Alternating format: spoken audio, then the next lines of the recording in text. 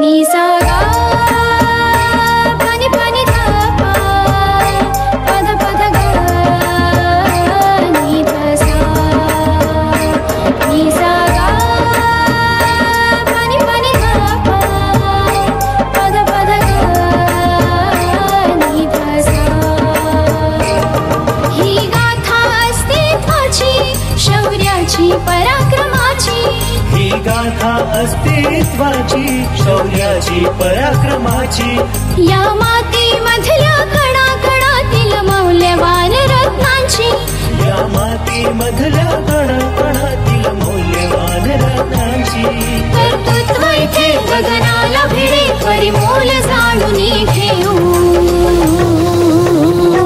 व्यक्तिविशेष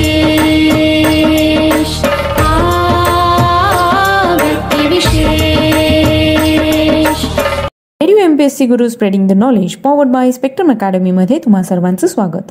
आज आपण व्यक्तिविशेष या सत्रात महाराष्ट्राचे थोर स्वातंत्र्य सेनानी अच्युतराव पटवर्धन यांच्याविषयी माहिती घेणार आहोत. अच्युतराव पटवर्धन यांचा जन्म 5 फेब्रुवारी 1905 रोजी झाला. हे एक भारतीय स्वातंत्र्य कार्यकर्ते आणि राजकीय नेते होते. ते भारतीय समाजवादी पक्षाचे संस्थापक होते. ते एक तत्वज्ञ होते जो समाजात मूलभूत बदल मनुष्यापासूनच सुरुवात करतो असा त्यांचा विश्वास होता. अच्युतरावांचे वडील हरी केशव पटवर्धन हे अहमदनगर येथे एक समृद्ध कायदेशीर व्यवसायी होते. त्यांना 6 मुले होते, ज्यापैकी अच्युतराव 2 नंबरचे होते. अच्युतराव 4 वर्षांचे असताना सीताराम पटवर्धन या सेवानिवृत्त उपशैक्षणिक निरीक्षकांनी त्यांना दत्तक घेतले. अच्युतरावांसाठी बरीच मालमत्ता सोडून 1917 मध्ये सीताराम यांचे निधन झाले. अहमदनगर येथे प्राथमिक व माध्यमिक शिक्षण पूर्ण केल्यानंतर अच्युतराव यांनी बनारसच्या केंद्रीय हिंदू महाविद्यालयातून BA व MA परीक्षा ते उत्तीर्ण झाले. त्यांचा विषय अर्थशास्त्र हा होता. त्यांनी त्या वर्गात प्रथम वर्ग प्राप्त केला होता. अच्युतराव स्वतःचे आणि दत्तक वडील दोघेही थिओसॉफिस्ट होते आणि म्हणूनच त्यांना डॉक्टर ॲनी बेझंट यांनी स्थापन केलेल्या महाविद्यालयात पाठवण्यात आले होते. ते महाविद्यालयाचे थिओसॉफिस्ट प्राचार्य डॉक्टर GS अरुंदले, ॲनी बेझंट आणि प्राध्यापक तेलंग यांच्याशी संपर्कात होते. यांच्या प्रभावामुळे ते अभ्यासपूर्ण ध्यान आणि तपस्वी बनले. त्यांनी MA उत्तीर्ण झाल्यानंतर महाविद्यालयात अर्थशास्त्राचे प्राध्यापक म्हणून काम केले. या काळात त्यांनी 3दा इंग्लंड आणि इतर युरोपियन देशांचा दौरा केला आणि समाजवादी नेते आणि विद्वानांच्या ते संपर्कात आले. त्यांनी कम्युनिस्ट आणि समाजवादी साहित्याचा अभ्यास केला. प्रोफेसर पदाचा राजीनामा दिला आणि त्यानंतर ते गांधीजींच्या नागरी अवज्ञा आंदोलनात अडकले. पुढील 10 वर्षात त्यांना अनेक वेळा तुरुंगवास भोगावा लागला. त्यांचे सहकारी आचार्य नरेंद्र देव, जयप्रकाश नारायण आणि इतरांप्रमाणेच काँग्रेसमध्ये जाण्याचे त्यांचे ध्येय होते. ते काँग्रेसला समाजवादाकडे वळवतील अशी त्यांची इच्छा होती. त्यांनी तुरुंगात असलेल्या त्यांच्या सहकाऱ्यांना काँग्रेसमधून समाजवादी उद्देशाने काम करण्याच्या काँग्रेस सोशलिस्ट पार्टी स्थापन केली. 1936 मध्ये अच्युत यांना जवाहरलाल नेहरूंनी काँग्रेस वर्किंग कमिटीवर घेतले, परंतु त्यांनी काही महिन्यात राजीनामा दिला. त्यानंतर नेहरूंनी त्यांना सामील होण्याच्या आमंत्रणाला विरोध केला. त्यांनी समाजवाद शिकवण्यासाठी आणि त्यांना समाजवादी उपक्रमांसाठी तयार करण्यासाठी शिबिरं आयोजित केली. भारत छोडो आंदोलनात त्यांनी महत्त्वपूर्ण सहभाग घेतला. त्यानंतर ते भूमिगत झाले आणि त्यांची अटक त्यांनी टाळली आणि मुख्यतः सातारा जिल्ह्यातील समांतर सरकारच्या चळवळीस त्यांनी पाठिंबा दर्शवला. सातारामध्ये त्यांचे सरकार जे होते ते प्रति सरकार म्हणून काही महिन्यापर्यंत चालले. याला काही लोक पत्री सरकार असे देखील म्हणत.